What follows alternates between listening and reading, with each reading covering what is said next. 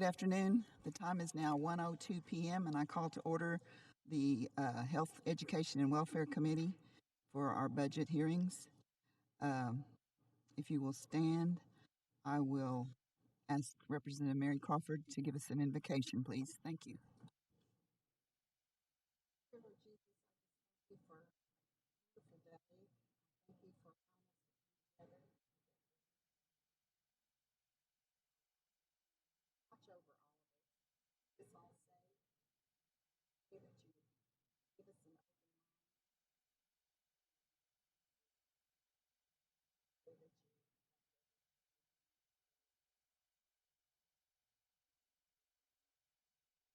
in precious name I pray. Amen. Amen.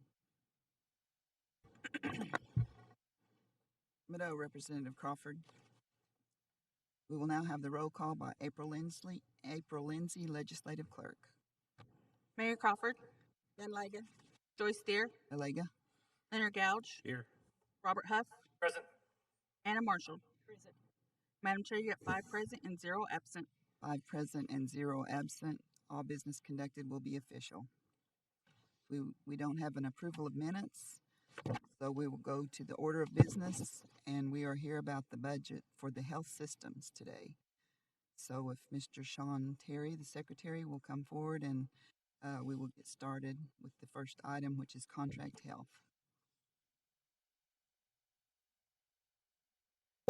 Madam Chair, do you want me to approach the podium, or are you okay with me sitting here and Ms. Crawford being able to? You can sit there. If you speak into the microphone, we can hear you. You can? Okay, And if you would just kind of go over if there's any changes in your budget, any additions, any changes, so that we can. Okay, we'll start out with contract health.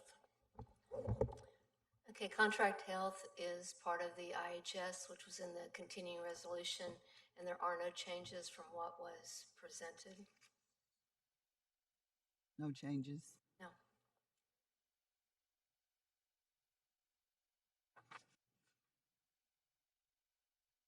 Are there questions from the committee? I do. Representative Marshall. I have a question. I know that we purchased the shares from WIWOCA and in the health service. Are they included in this amount? The direct assistance was increased. We do expect that we'll be able to increase it more with the money follows the people grant. We will be moving some of the payroll expense into that grant, which will allow more money for direct assistance. Okay. I don't think that we know for sure what those WIWOCA shares amount will be, but yes, direct assistance was increased for that. Okay. Thank you. Mm-hmm. Thank you, Representative Marshall. Are there other questions from the committee? Madam Chair? Yes, Representative Golden. Sorry, I can't see you. Okay, go ahead. You have the floor. I didn't know if all the committee members had asked their questions yet, so I can wait. I'm sorry, I couldn't hear you. I said I didn't know if all the members of the committee had already asked their questions, so I can wait until after they're finished. There were no other questions except Okay. Representative Marshall. So go ahead. Thank you. There are no Schedule A's to tell how many salaried employees are in this department, and I guess it's being funded by Indian Health Services. This is what we get from them. Yes, ma'am. It's completely funded by IHS, and in the back of the book are all of the Schedule A's by fund. But it doesn't tell what department. We can't read that. Okay. There are a total of 33 open positions in that department, and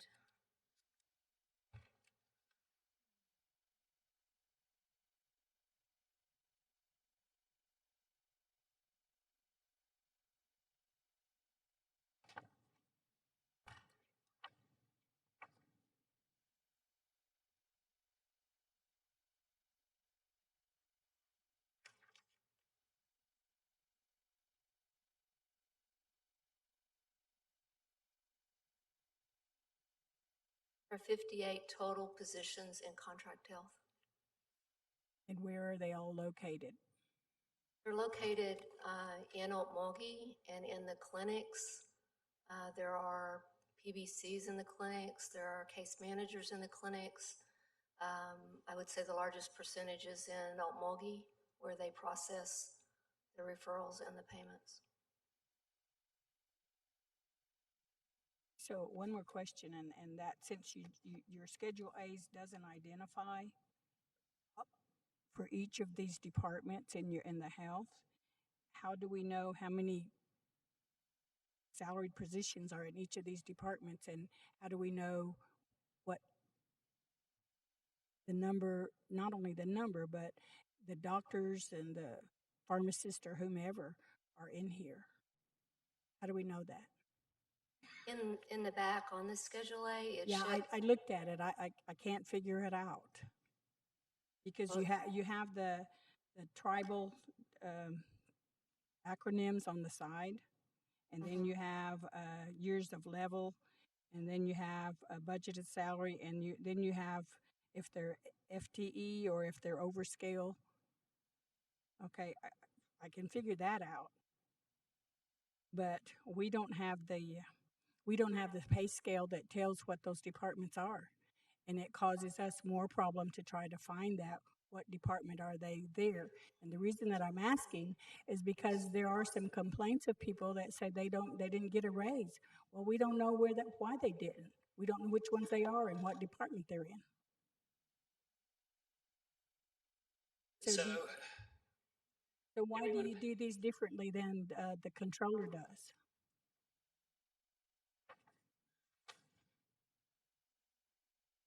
so we're going to give you a Schedule A by department to do this. And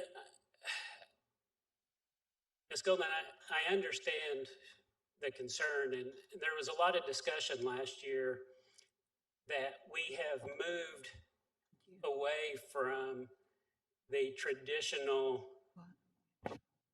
ways that raises were given. In the past, raises were given subjectively, whether a supervisor or an administrator or someone just wanted to randomly give someone a raise, they would put that into the budget. And last year we moved everything. We spent years building a scale that took that subjectivity out of it. And so if we have an x-ray tech in Coweta, the x-ray tech in Okemah is going to make exactly what that x-ray tech in Coweta does if they have the same level of experience and they have the same level of education. And that's done with every position inside the Department of Health now. And I would expect that you did that. Yes. But I can't tell. I can't tell. Well, Unless you go by each one and pick them out and tell me which one goes to what. that's exactly right. So we would be back to finding an individual name, and You don't have to give us an individual name, sir. I'm saying you don't give us the position that goes with those salaries in that department. That's what the Schedule A does. Do you guys not work with the controller to do this the same that they do? So the Schedule A does have the pay scale description, okay? And so for each one of those descriptions, we have a pay scale. It's not the same as the tribe. Well, I know they're not the same scale. I understand that. Okay. At one time, the health was totally separate, and then it went under the tribe, and there was lots of problems with that. And so piece by piece, apparently, these positions have moved back over, these little departments have moved back over under the health, and you've created your own separate thing again. But there's no oversight, and nobody understands this but you guys. And if we are on the council and we have to do our due diligence, how can we do this? Because we don't know. And that's unfair to us. It's unfair to our citizens. I'm sorry, Madam Chair, I'm going overboard. Can I give just a little bit of background on what we've done? So over the last few years, we have looked at every position within the Department of Health. We used the Oklahoma Hospital Association wage surveys to come up with most of the rates. However, some of the positions are not necessarily in the Oklahoma Hospital survey, so we contacted other tribes, got their average rate, so that we moved everyone to a pay scale. Then within Munis, within the HR system in Munis, we have placed a date that associates their beginning experience date, so that every year we can pull a file, compare that date to the current date, see how many years they have and where they should be on the scale. So if you're asking for a print off of our scales, no, those aren't here. But what you do have is every position, what scale, like IT 10 is that scale is the name of that position that's on that line, and then the number of years. So I don't Yes, understand. ma'am, but that is not what I asked, and that's not what I said. I said we have no way of knowing what the positions are in these department. You have personnel, salaries and wages full-time. We have no idea how many staff that is and what positions are in this department.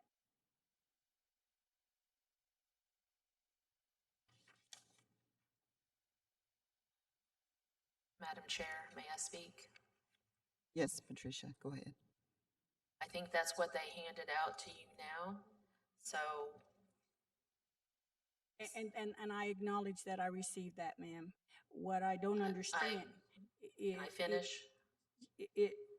she tells me 58. Okay, so you gave me a list. So Madam which Chair, ones can are I the finish? 58 that I need to go and check Ms. and see how Golden, many these Ms. are? Golden, Add Ms. them up. Golden. Okay, I'm done. Patricia has the floor. Thank you.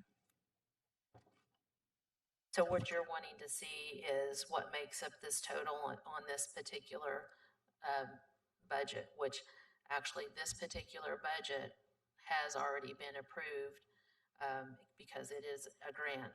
But I do understand she's wanting to know what makes up this 3.18 million on this salary line. But what she did give you, okay, is now what she did hand out now, this should make up that. There's just not a total at the bottom of the page.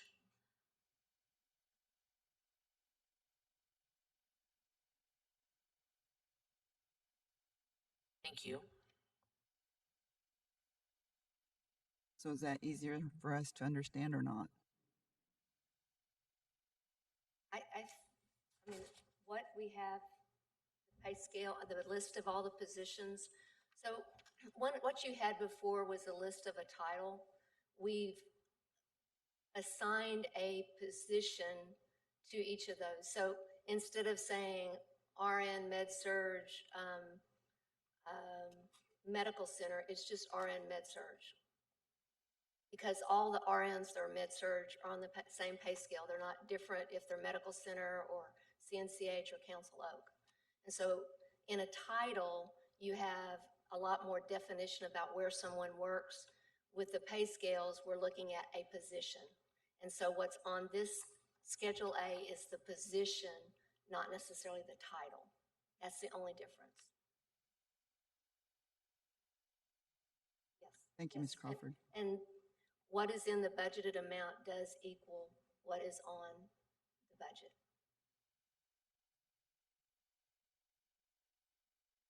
Are there any questions? Any other questions?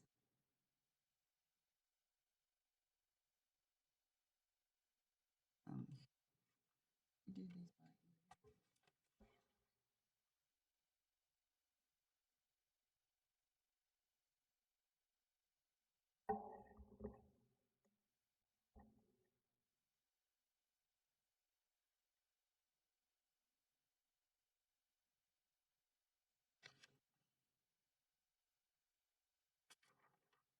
Thank you, Ms. Crawford. You've said this one is already approved, so we'll move on to pain clinic.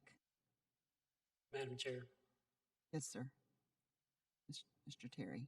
I'll make one last statement about raises. And I know that this question gets asked a lot. And But are there going to be people that could go multiple years in a row without a raise? And that question is yes. And the reason is that when those scales were built, there were people that were making more money than what the top of those scales were. So if that scale for a position topped out at $25 based on the Oklahoma Hospital Association survey, and that person was already making $27, they stayed at $27. But they're not going to get a raise next year.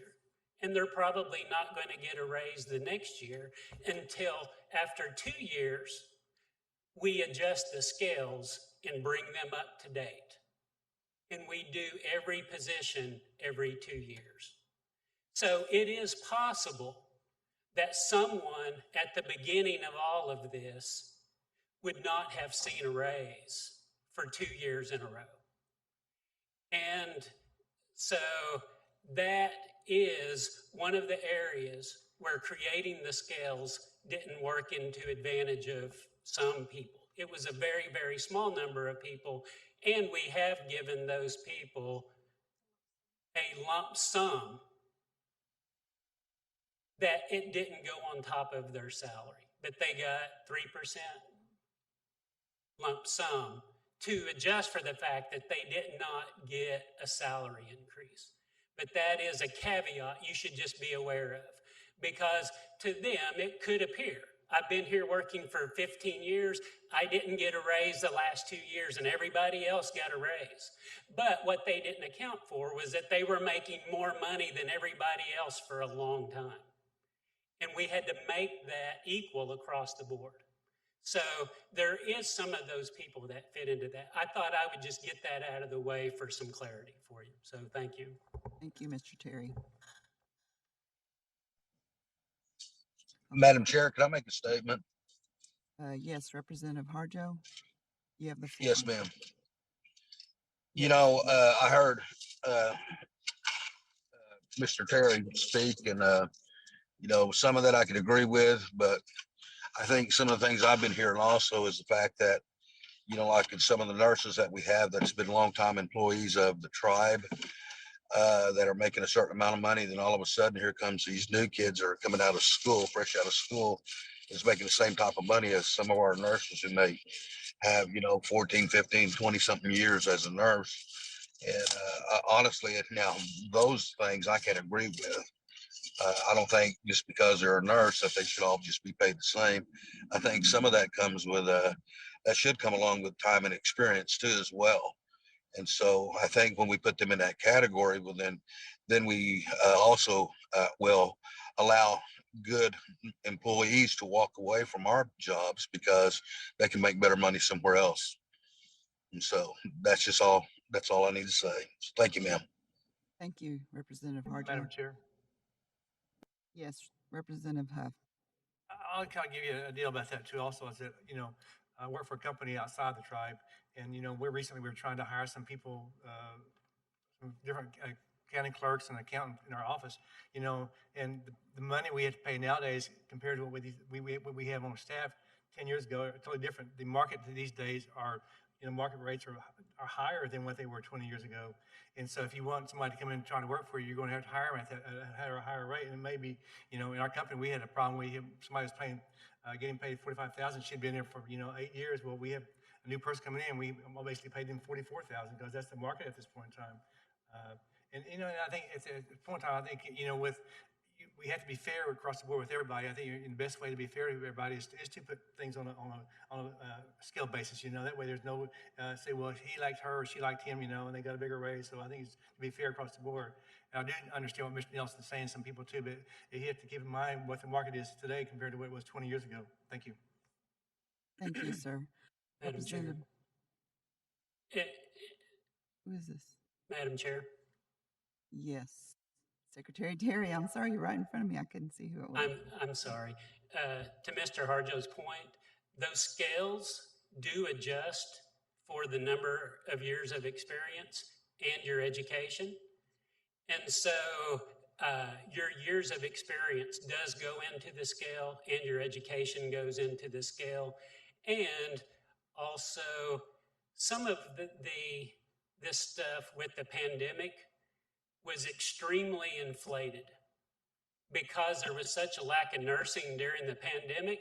All of a sudden, we had nurses coming out with no experience that was making 3 times what we were paying new nurses just months before that. But to Mr. Harjo's point, we do adjust for years of experience and for education for nursing. Thank you, sir. I was just getting ready to ask if those experiences are considered or those situations are considered. Are there any other questions or comments for Mr. Terry on this budget? If not, we'll move forward to the pain clinic. The pain clinic is a grant, and I believe that has also already been approved. Is that right? Yes. So this is the MAT grant. We have the MAT grant and the TOR grants that are part of the pain clinic. Are there questions from the committee? Questions from any other council reps in attendance or online?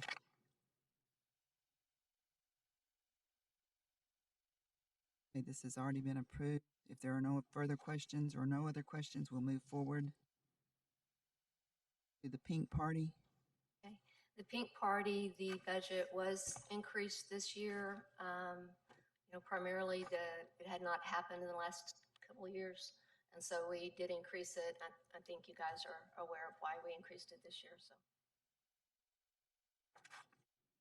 Are there questions from the committee for Ms. Crawford or Secretary Terry?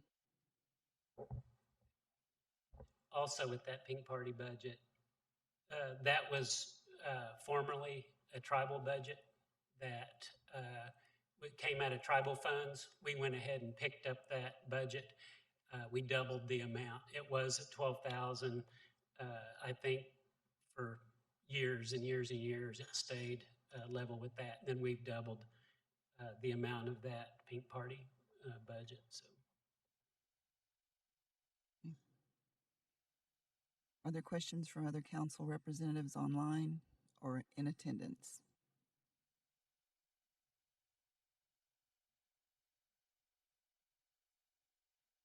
Was this already approved also?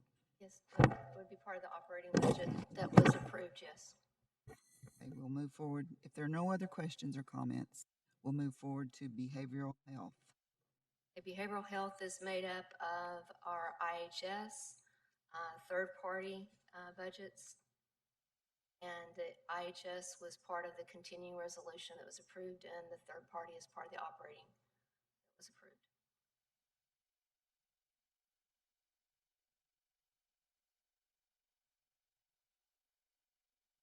Other questions from the committee, please? Hearing none, are there questions from council in attendance or online? Oh, I'm sorry, Representative Crawford. Is our behavioral health fully staffed at this time? No, ma'am, there are 15 open positions for behavioral health at this time.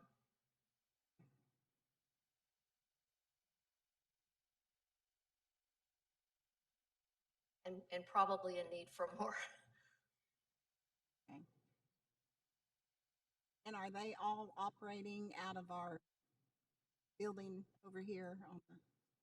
The behavioral health staff are located in each of the facilities.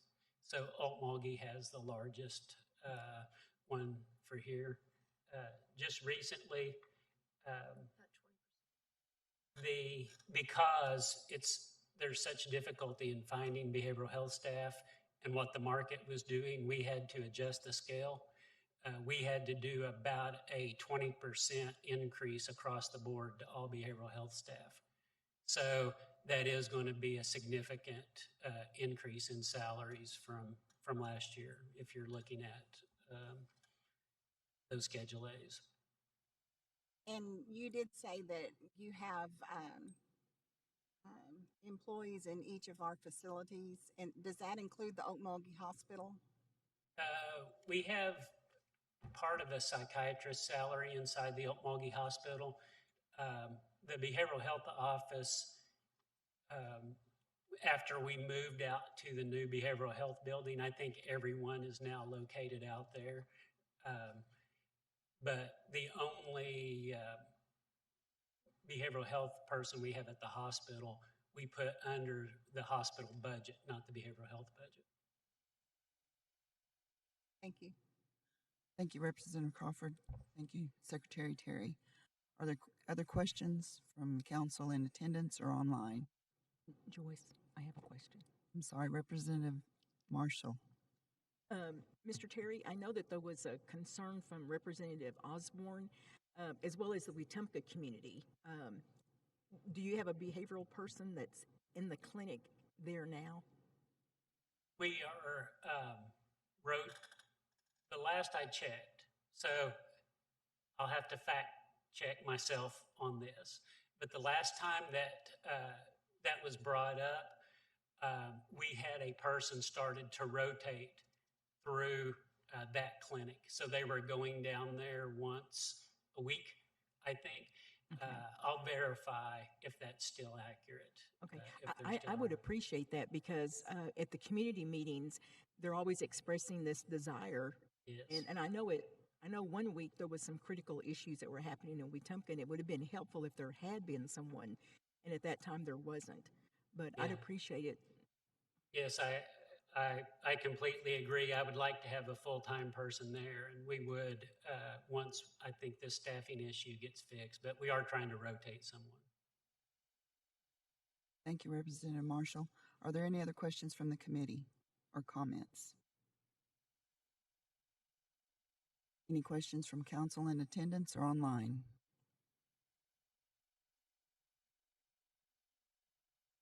Hearing none, we will move forward to special diabetes program. Okay, the diabetes that's being budgeted this year is the IHS and third party. We don't have the approval of the special diabetes grant yet. That should be coming later, hopefully in December, that we'll hear on that grant. But we have some personnel in the IHS, and then we have the POPS program that used to be a tribal budget that we moved to third party.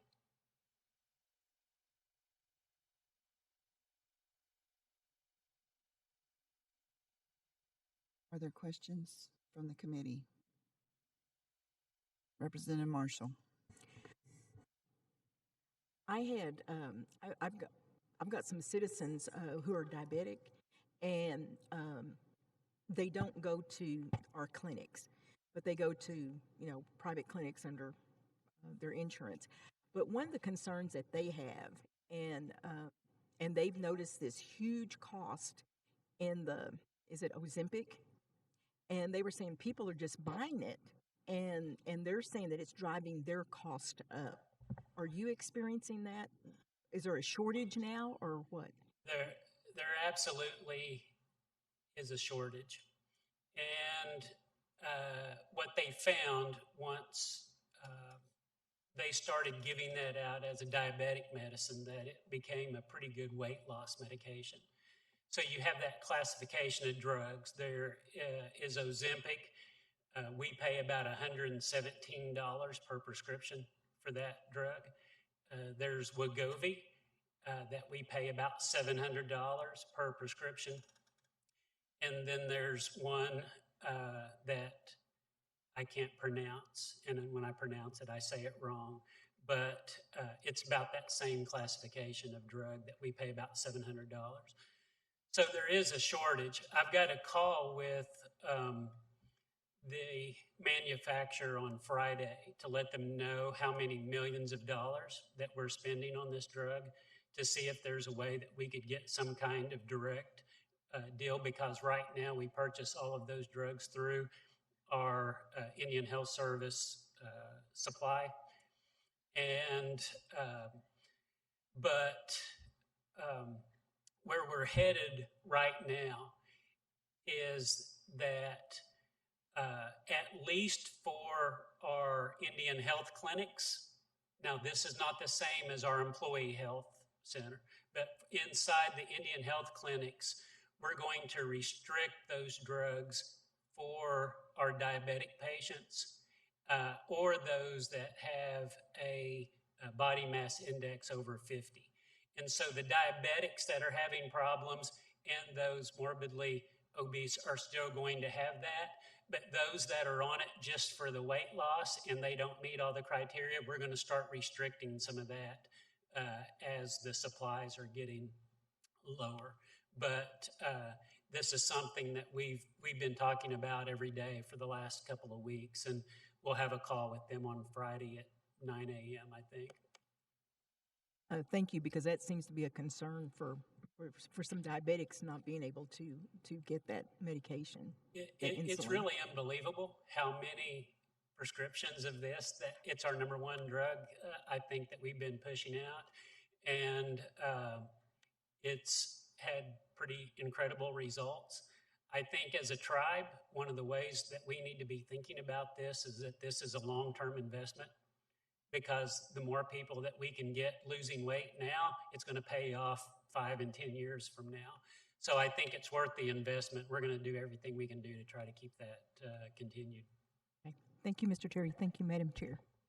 Thank you, Representative Marshall. Are there any other questions from the committee? Representative Crawford. Mr. Terry or Ms. Crawford, does any of the insurances pay for the Ozempic? I think that Blue Cross and Blue Shield pays for it if you meet the criteria. Is it 100% or is there a... For our employee insurance, it is. It is? Okay.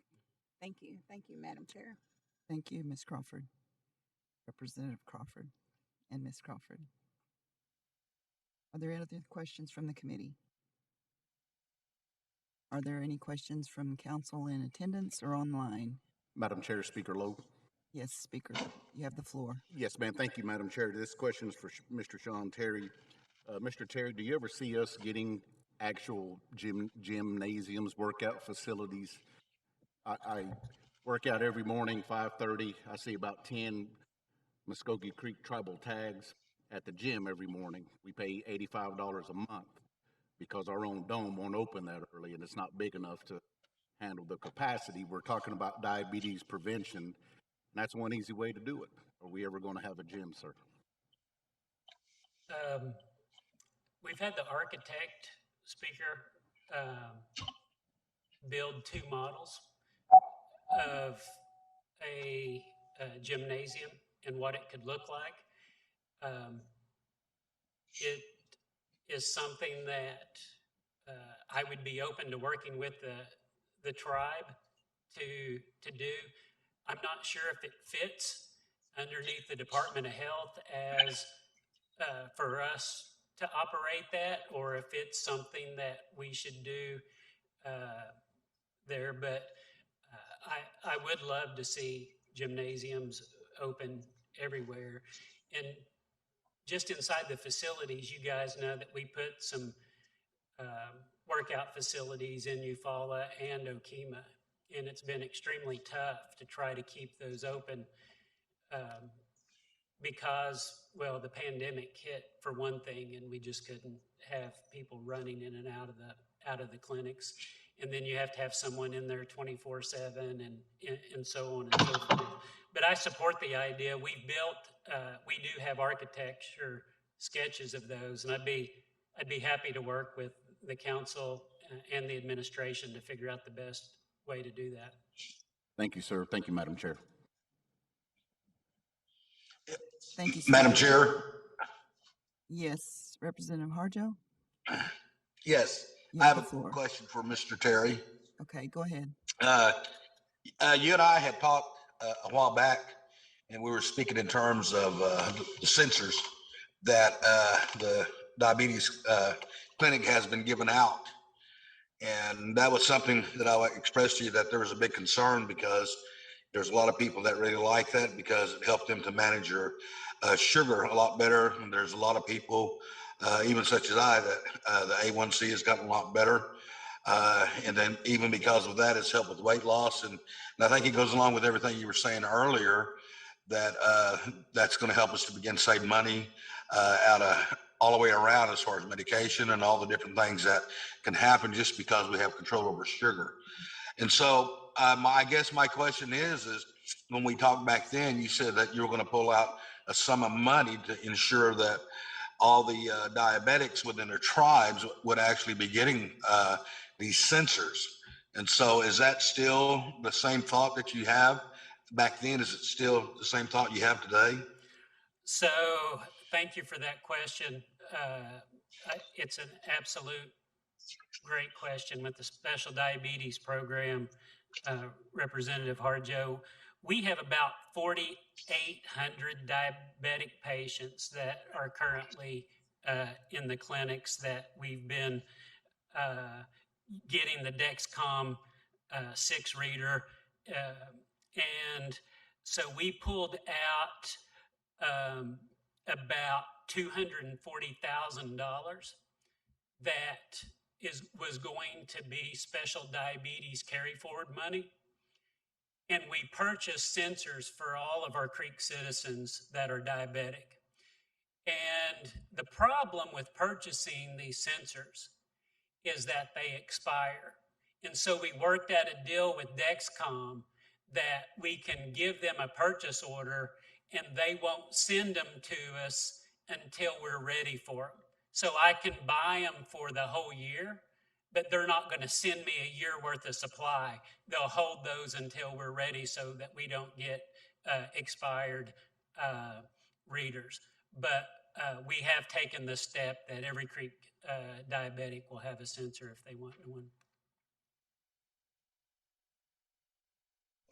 Well, thank you, sir. I was just, kind of wondering about that. I didn't know if something was going to change in that arena. I know it's, again, right along with even what Speaker Lowe was speaking about with, the health, overall health, and then these things. It's good for us. At least we're going to begin to get healthy again. So thank you, sir.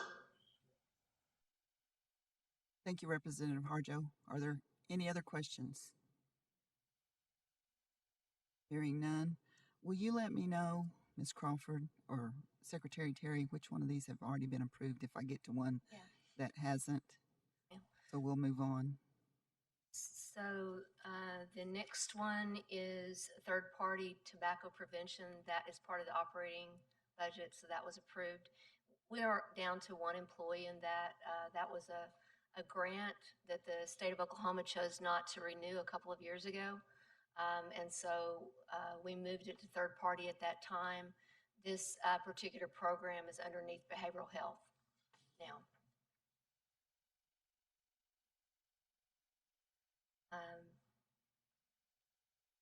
I think the next one, there was a change, and that is the employee health. It starts Secretary of Health 1131. My understanding is that was moved to motor fuel. Yes, just the funding source changed on that one. Okay.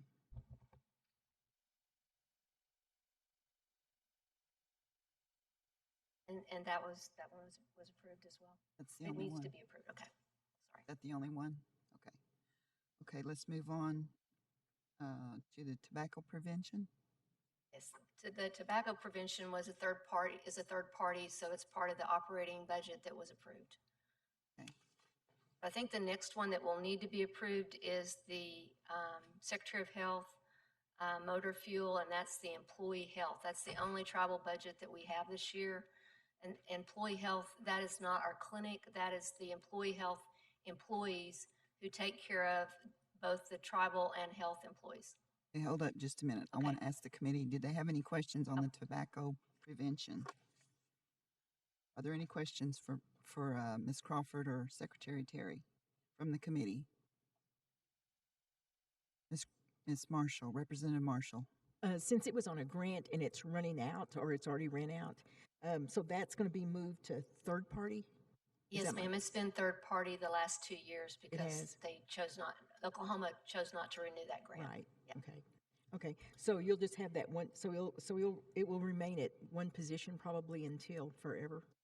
Well, what we will do is we'll probably just eliminate that budget, absorb it into behavioral health, and Oh, just okay. move that person over there.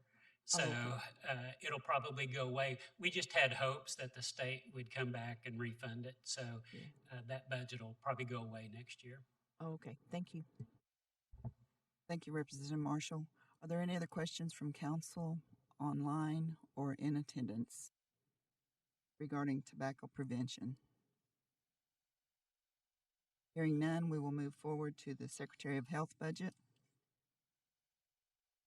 Ms. Crawford. Okay, the first one is the tribal budget for employee health employees. This is just really the employees and their supplies, pharmaceuticals for vaccinations, things like that. Are there questions from the committee for Ms. Crawford? Are there questions from council in attendance or online? Hearing none, continue on, please. Okay, the next one is Secretary of Health third-party budget. That would be part of the operating budget that was approved. That just has some expenses that are not part of our indirect expense.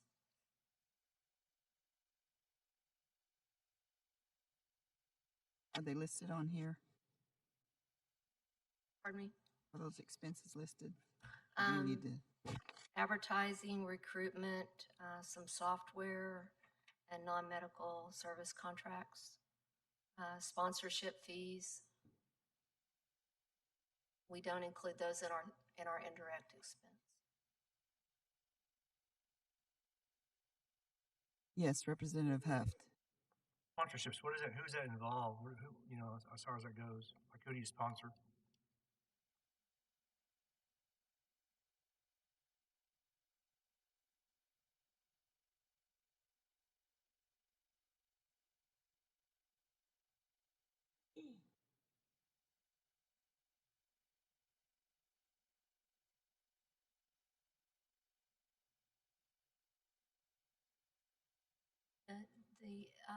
Yeah, I'm sorry. One of the programs would be the LPN nursing program that we have going on. We have, how many employees are starting in January? Maybe 5 to 6 at this point. We were shooting for 12, but we had several of them back out. But we're paying for their tuition for them to attend LPN school. And then the Scholarship Foundation. Okay, thank you. Thank you, Representative Huft. Patricia, you have the floor. I just had a question on the budget that was the tribal budget. Will you be approving at the end, or it's the one that was Secretary of Health, was funded by general taxes, now it will be motor fuel? That is a tribal budget that needs to be approved. We can approve them now, and that way they'll be in order. I'll need a motion on that budget. We went back to, doesn't have a page number. It was like 2 pages back.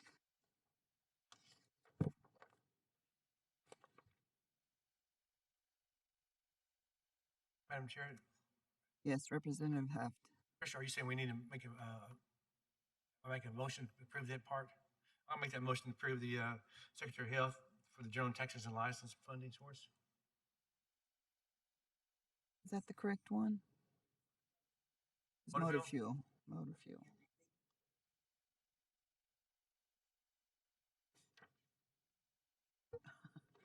Further back.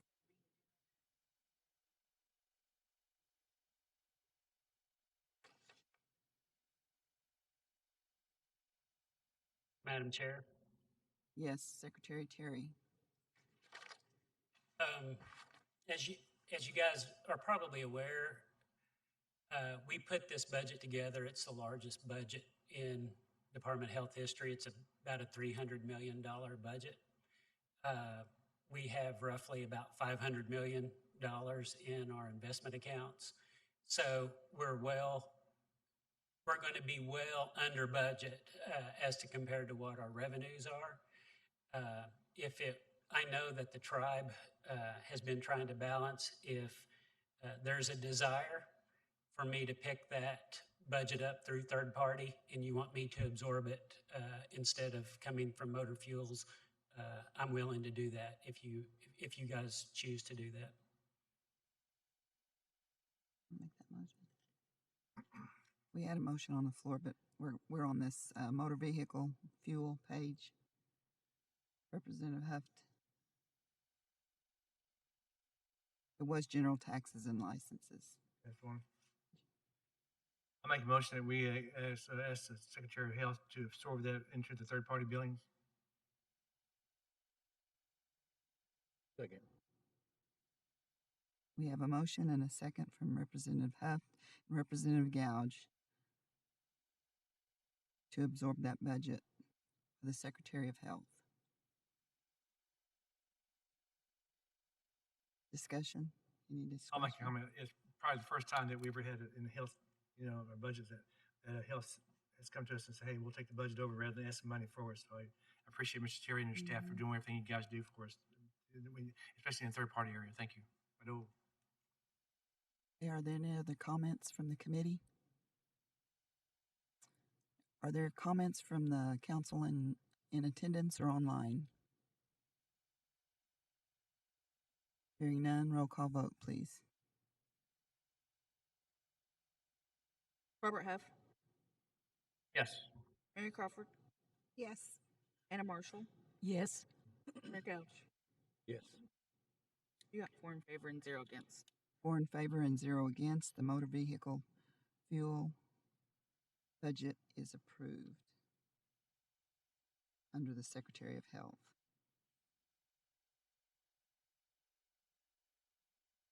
We will move on to the next one. The next budget to be approved would be the Secretary of Health indirect budget. I will say there are 10 open positions in this budget. Some of those are not scheduled to even start until probably the end of the second quarter or beginning of third quarter.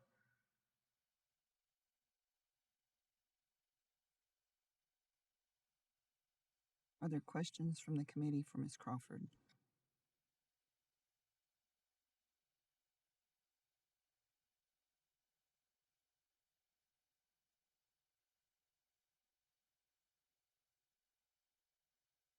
Are there questions from the council in attendance or online?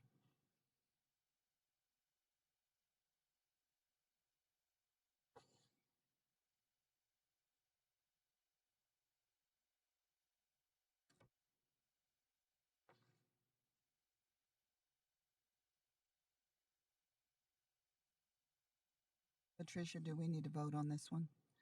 Okay. I need a motion from the committee. Madam Chair, Yes, Representative Marshall. I make a motion that we approve the Secretary of Health, the indirect cost.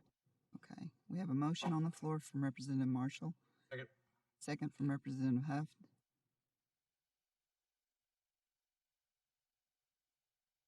Discussion. There's no discussion. Roll call vote, please. Anna Marshall, Yes. Leonard Gouch, Yes. Robert Huff, Yes. Mary Crawford. Yes. Madam Chair, you got 4 in favor and 0 against. 4 in favor and 0 against. The indirect budget for the Secretary of Health is passed. We will move on. The next budget is the billing office budget. It's a third-party budget, which is part of the operating account. I will just say that we currently have 14 open positions in revenue cycle and 6 in pharmacy. As you know, the pharmacy refill has increased significantly this year, which means the billing of that has significantly increased. So the other thing that we have in this budget is a couple of pharmacists that can float to the clinics. So when we have a pharmacist or tech out sick, we have someone that can go and fill in. And then when they're not filling in, they'll work in the pharmacy billing office to ensure that our pharmacies are covered all the time. But you said there are 14 open positions? There's 14 open positions in revenue cycle, yes, ma'am. Revenue cycle, Yeah. okay. That's the department that bills all of the hospital and clinic, and then the pharmacy billing bills all of the pharmacy. Are there questions from the committee for Ms. Crawford? Are there questions from council in attendance or online?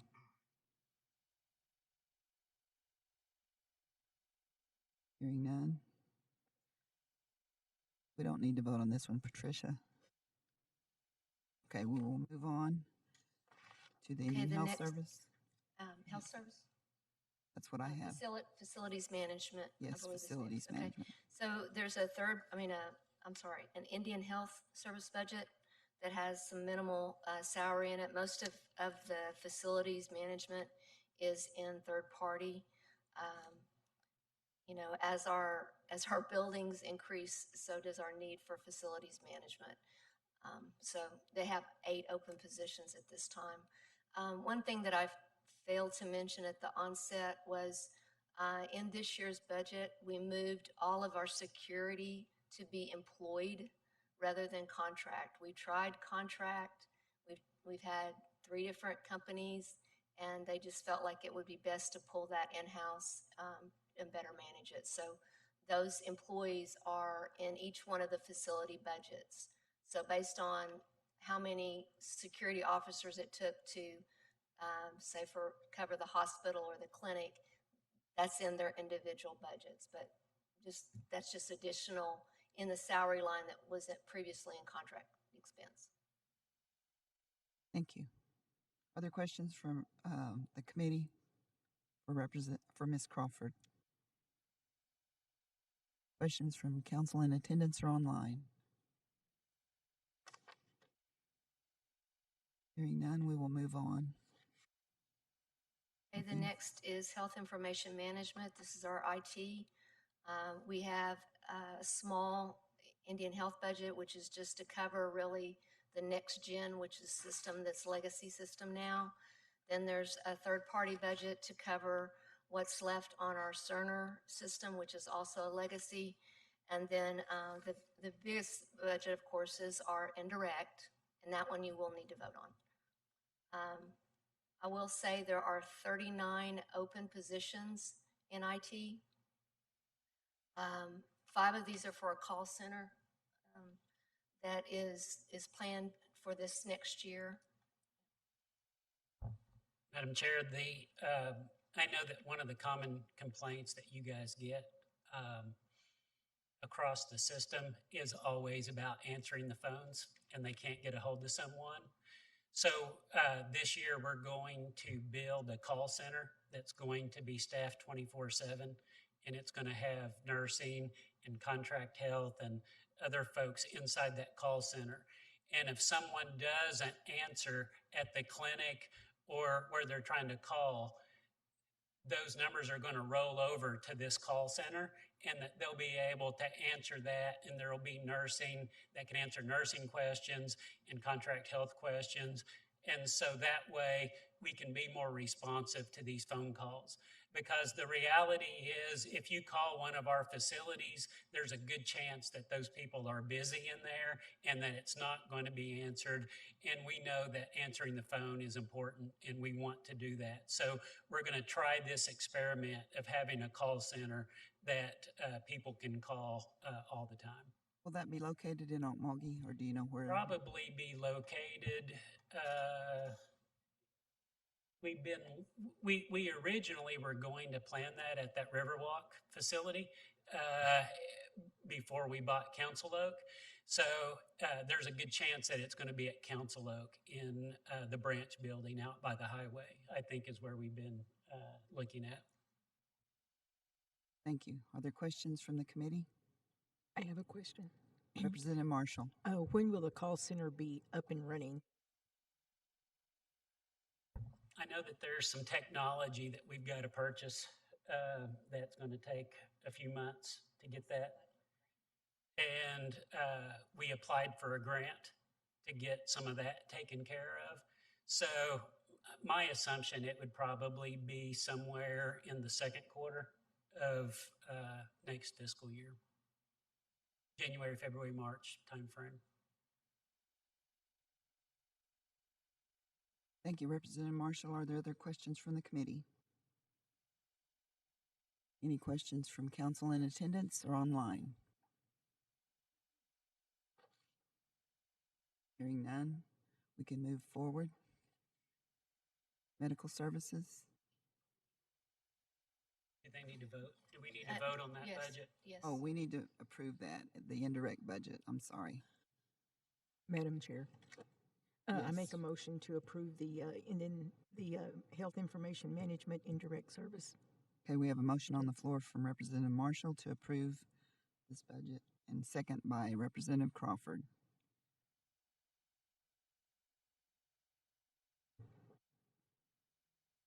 Roll call vote, please. Anna Marshall, Yes. Leonard Gouch, Yes. Robert Huff, Yes. Mary Crawford. Yes. Madam Chair, you got 4 in favor and 0 against. 4 in favor and 0 against. That budget is approved.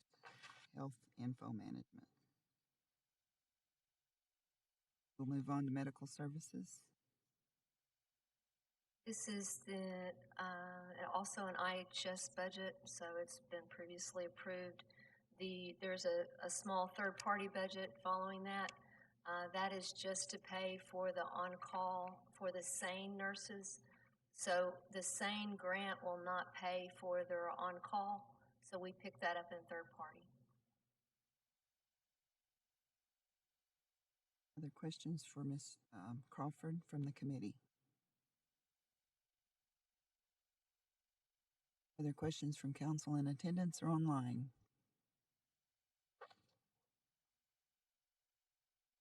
Hearing none. Yeah, I think we can move on. The next one is a new program this year. It's public health. It is part of the IHS budget, so it has previously been approved. There are 9 open positions. As I said, this is a new program, so we've posted a position for a director who then will be responsible for hiring the other positions.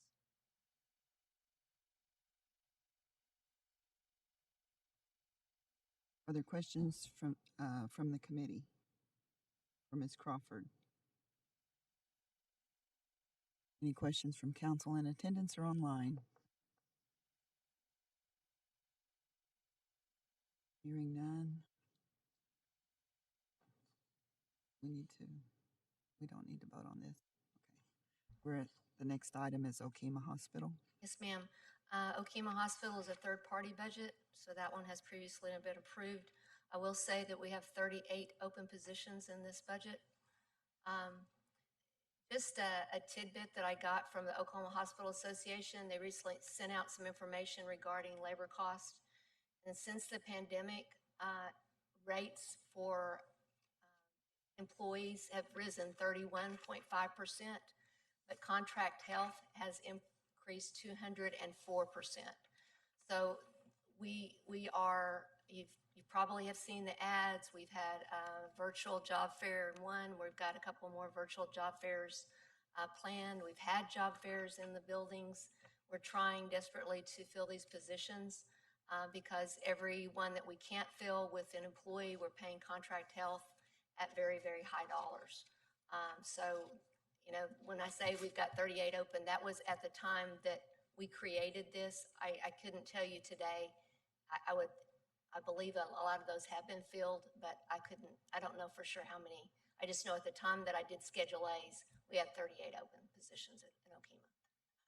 So you're constantly advertising? Yes, ma'am. People? Okay. Yes. So, Madam Chair, Yes, sir.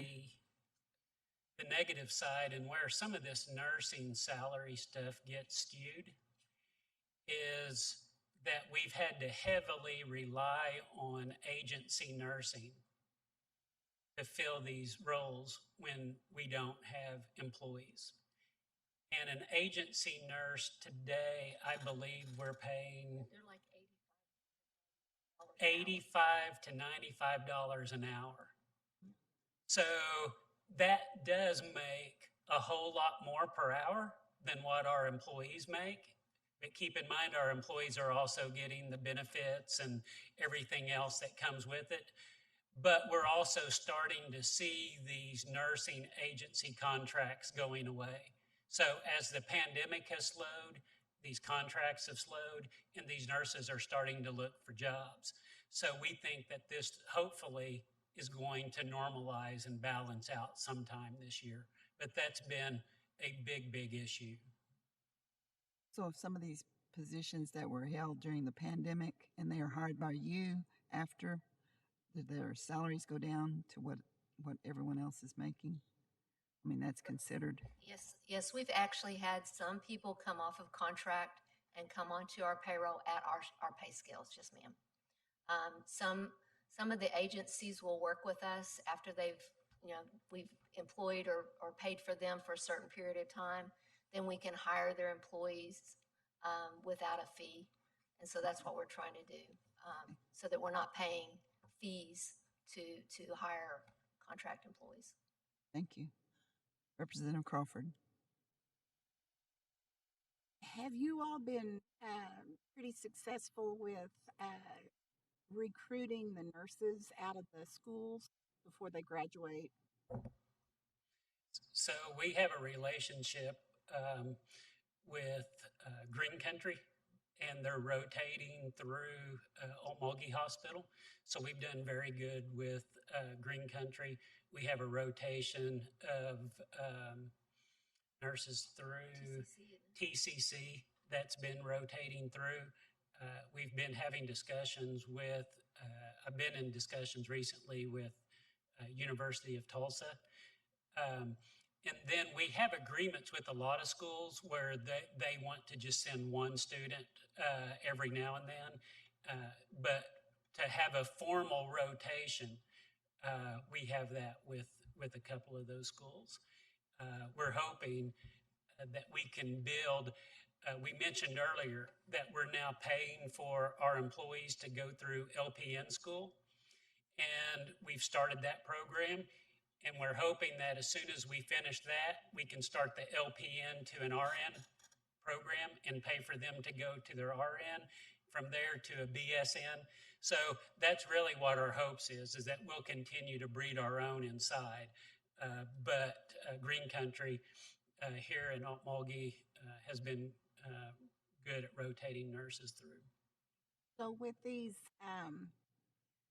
students that we're paying for their nursing program, are they signing contracts to come back to work for us to give us back that time? Yeah. What is it, 5 years? 2 years? 2 years? 2 years. 2 years? Yeah. And also, for the first time since I've been here, this may have happened previously, but we are adding a recruiter into our budget this year that will be a full-time doing nothing but going from school to school. Thank you. Thank you, Madam Chair. Thank you, Representative Marshall. I'm sorry, Representative Crawford. Are there other questions from the committee? Are there questions from council in attendance or online? Madam Chair, Speaker Lowe. Yes, Speaker, you have the floor. No, Madam Chair. Mr. Terry, on the agency nursing, does that put a big damper on overtime for you all, would you say? As far as having to pay that, if it's time and a half, it's times 85 or 95, if that... I don't know that it puts a damper on it, but it costs us a lot of money. Yes, sir. We pay a lot of overtime. Yes, sir. Lots and lots of overtime. So we would rather our employees make the money. We would rather give it to our employees than give it to agency. So but there's just not enough of them to go around. But Yes, sir. but Understood. to your point, that's a fantastic point. Yes, sir. Thank you very much, Madam Chair. Thank you, Speaker. I have one more question. Representative Crawford. Mr. Terry, on these contract nursing nurses that you contract with, you stated how much that you guys are having to pay. Now, in that, does that also include the company's fee? Yes. So all of that's not going to that one. They take their administrative cost as part of Yes. that $89. Okay. I just want to make sure that was cleared. Thank you. But we have found that there are employees who have quit their jobs to go work for a contractor. I almost did. Thank you, Representative Crawford. There are no more questions. We will move forward. And then the next budget is a third-party budget that is Omogi Medical Center. At the time that the Schedule A was created, there were 74 open positions in this budget.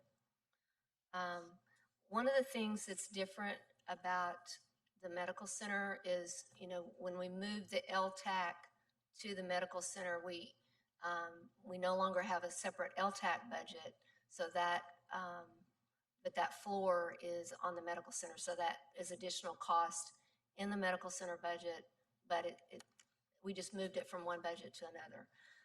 Also, the SNF was closed, so those patients are now at the medical center as swing bed patients and in private rooms rather than in a quad room. Madam Chair, I want, if I could, I know that I talked a little bit about this in committee last month, but I still get questions regarding closing of the skilled nursing facility Yes. at PRC. The skilled nursing license, which we had eight beds in that skilled nursing facility, that facility was open to the public. And we were losing a couple of $1 million a year, a couple of $1 million a year. And we didn't believe that it was practical to continue to keep a facility open to the public and losing that much money. So when we moved the LTAC over to the medical center, all of those rooms are private. And so we have what's called a swing bed, where you can put a skilled nursing patient into a swing bed, and all of those rooms would now be private. And by moving it to the medical center and closing that skilled nursing license, now I'm only focused on taking Creek citizens. So I don't have to be open to the public. I don't have to take non-natives. I can focus on ours, and they have a private room to go in instead of being in a room with 4 people inside of it. So that is the history of what that unit was doing. So I just wanted to bring some clarity to that.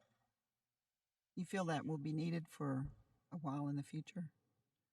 I think will until always- we build us a nursing home, and if we ever get to the point as a nation where we get a nursing home strategy, which I think we need a couple in multiple locations, we'll use those swing beds.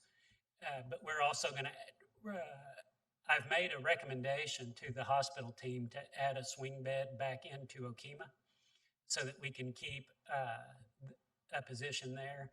And I'm hoping that we'll be able to do something at Council Oak as well.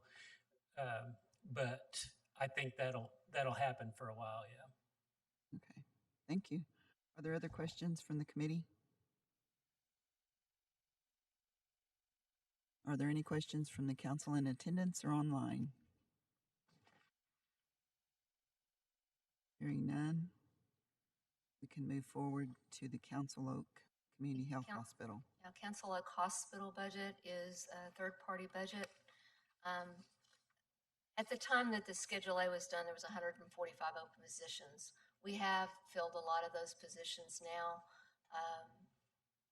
Some of those positions are scheduled to start or staggered through the year as we ramp up. So we're not anticipating being fully staffed October 1. So we do that. You'll see that on the Schedule A that I provided, where you see a partial FTE, anything other than a one. That's a partial. That is really where we're saying they're going to start at the middle of the year, or they're going to start 2/3 into the year, something like that. So that's a way for us to keep track of that. Thank you, Ms. Crawford. Are there questions for Ms. Crawford from the committee? Any questions from council in attendance or online? Hearing none, we can move forward.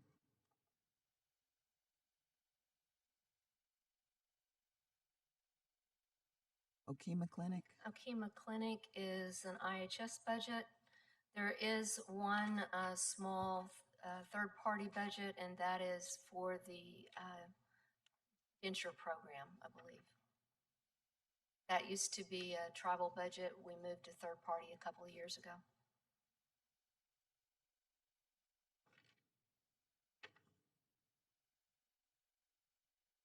Other questions from the committee for Ms. Crawford? Any questions from council in attendance or online? Hearing none, we can move forward. Okay, the Mulgi Clinic, it's IHS budget. And there's also a third-party budget. That's the ortho clinic. Dr. Nichols' clinic is a third-party budget, but the rest of it is IHS.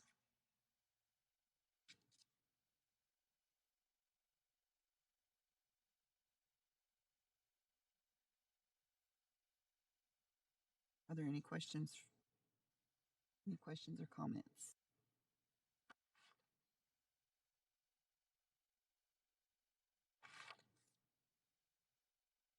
Hearing none, we'll move forward.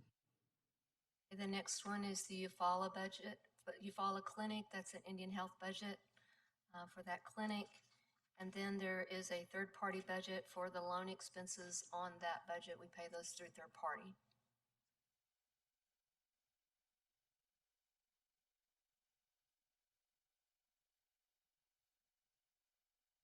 Other questions for Ms. Crawford from the committee?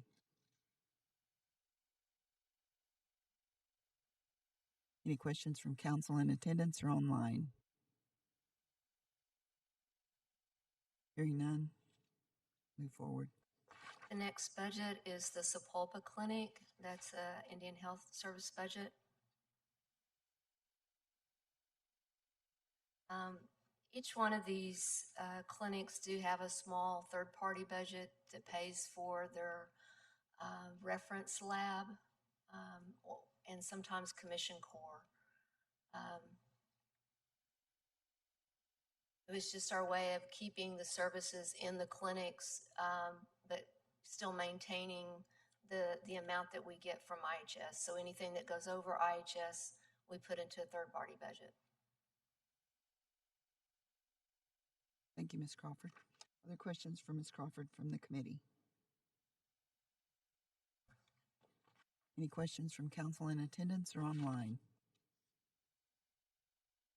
Okay, we will move on to Coweta Clinic. Okay, Coweta Clinic is an IHS budget.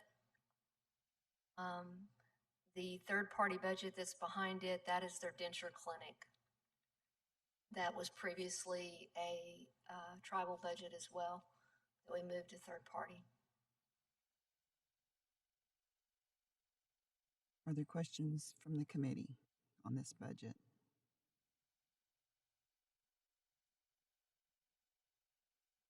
Any questions from council in attendance or online?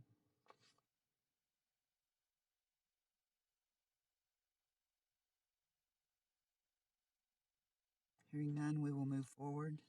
The next one is the Wetumpka Clinic. That's also an IHS clinic budget.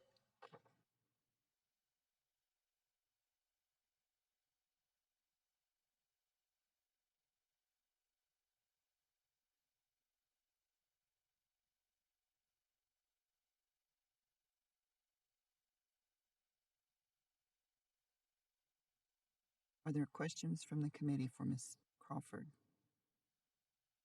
Question.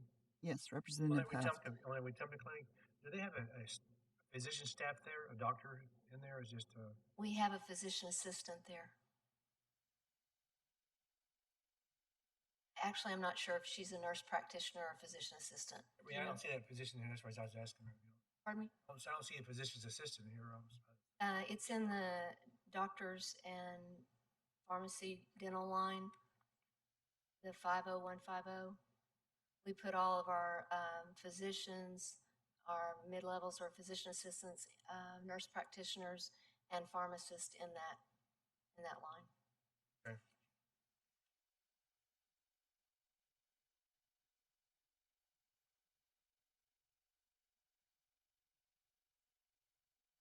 Representative Crawford. So does the physicians at the Okema Clinic, do they oversee that nurse practitioner in Wetumpka Clinic? Physicians oversee. Wetumpka. So the nurse practitioner, I'm not sure if she's a nurse practitioner or a PA in Wetumpka, but she's a mid-level. She's a nurse. I believe she's a nurse practitioner, is supervised by Dr. Brady at Okema. So we have engaged 2 physicians that are from the local area that's going to be joining us in the near future. One physician is going to be full-time in the clinic, and she's going to be probably taking over some of that supervision of Wetumpka. We also have added another person that we're bringing her to a little more of a executive position for the southern region. We've really never had a medical executive down south. And this person will have ultimate oversight of Wetumpka and the medical oversight of Holdenville when we get that. And then also they'll be seeing patients about 3 days a week. So all of that is a little bit fluid right now, but there's going to be some changes and some new positions and new people joining us in those southern areas. Thank you, Madam Chair. Thank you, Representative Crawford. Are there other questions from the committee? Are there questions from council in attendance or online? Hearing none, we can move forward to the Employee Health Clinic. Okay, the next one is Employee Health Clinic. This is a third-party budget.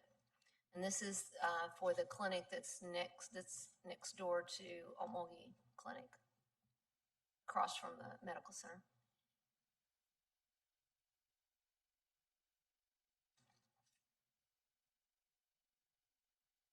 Are there any questions for Ms. Crawford? Are there questions from the council online or in attendance? Hearing none, we will move forward. Okay, the next one is the MCN Refill Center. This budget does have a significant increase because we have 8 open positions in this budget for a second shift. We've reached the max that our machines can handle for refilling prescriptions in Coweta. So what we're going to do is look at a second shift until we can build a second refill center. And so they're going to run a second shift. Yeah. So we're going to add a second shift to increase productivity. We're producing and serving about 4,000 prescriptions a day to our citizenry. So that's a phenomenal amount. We can't shove any more prescriptions through an 8-hour period there. So we're going to open up a second shift. Also, when we built that center in Coweta, it's in a metal building back behind the clinic. And the last tornado scare that we had that came through Coweta a few months ago got just a little bit too close for our comfort. And so we're going to build another refill center on the Council Oak property inside that building. So that way, if something happens to our refill center in Coweta, we can turn it on full time in Tulsa. But we've gotten too big for our pharmacy to go down for a day. That would mean 4,000 prescriptions a day wouldn't go out to our citizens. We have to have a backup plan, so that's what we're doing here. Did you say you're currently in a temporary position of building with No, it's not temporary, but it's a metal building. metal building? So it's not brick, and there's not, it doesn't have a tornado rated protection inside But the of it. medications are safe there. They're safe. We have alarms and cameras, and it's all safe. But a big tornado could take it out. Okay, thank you. Are there any other questions or comments from the committee? Any questions or comments from council in attendance or online? Hearing none, we will move forward. Okay, the Council Oak Clinic. This is also a third-party budget.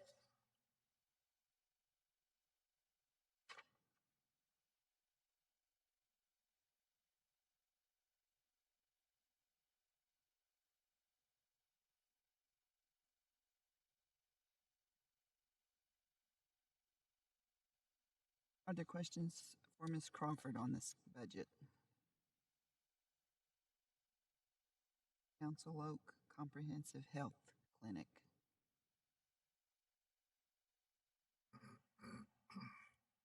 Are there questions from council in attendance or online?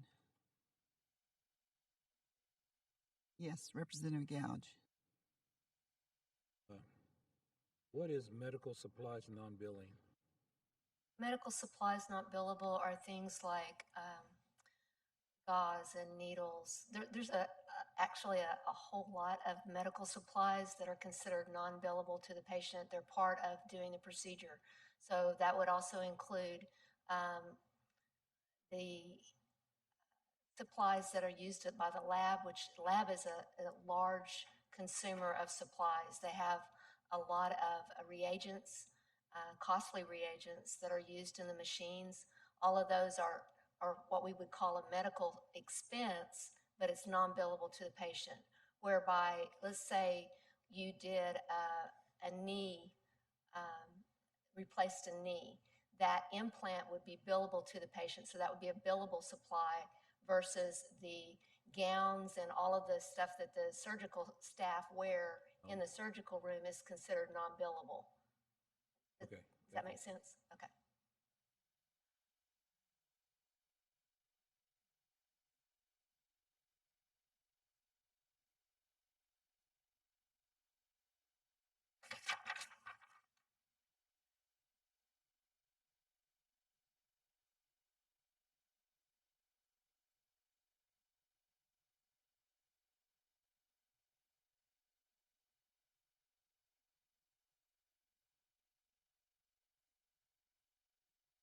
Are there other questions or comments?